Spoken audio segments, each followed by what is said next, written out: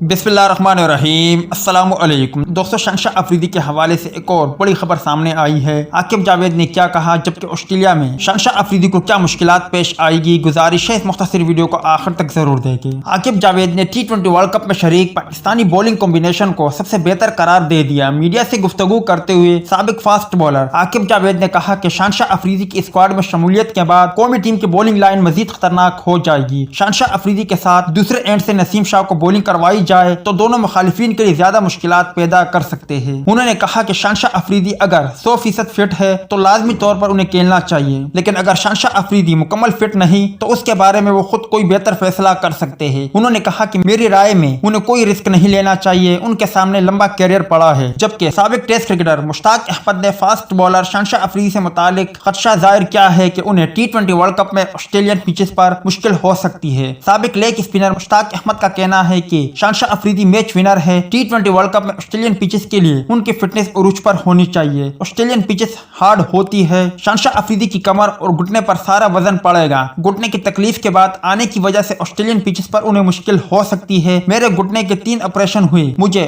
Australian condition का अंदाजा है। वहाँ ग्राउंड नरम और पिचेस सख्त होती है, सारा वजन घुटने और कमर पर पड़ता है। उसके लिए मसल्स मजबूत और फिटनेस उरूज पर होनी चाहिए।